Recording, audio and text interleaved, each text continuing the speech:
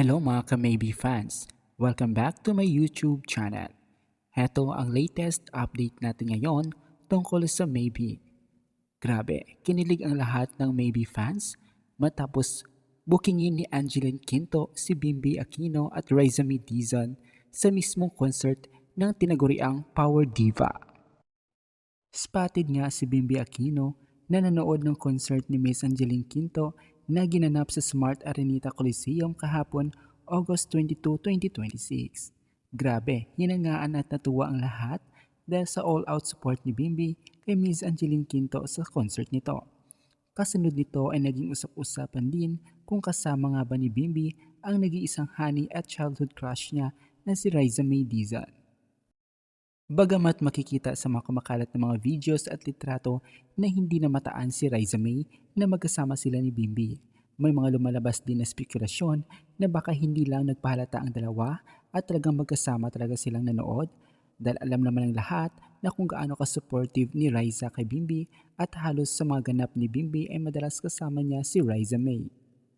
Pero ganoon pa man, ang talagang naging highlight sa naturang concert ay nang special mention ni Angeline Quinto si Bimbi Aquino at nang sabihin ni Angeline na Bimb, are you with Raisa May? Grabe, makikita mo talaga sa mga sandaling iyon kung gaano napuno ng sigawan at kilig moments ang buong araneta. Si Bimbi naman ay abot langit naman ang ngiti at kinilig din ng sobra nang sabihin iyon ni Angeline Quinto. Grabe makikita mo talaga na sobrang proud ni Bimbi kung ano man ang namamagitan sa kanila ni Raisa May ngayon. At mahahalata mo talaga na kapag in love ang isang tao at mahahalata mo iyon sa mga facial expression at galawan ni Bimbi. Sino ba naman ang hindi mai-in love sa nag-iisang Raisa May na napaka-hardworking, mabait at mapagmahal sa pamilya at higit sa lahat sobrang cute pa. Bagay na bagay sila ni Bimbi.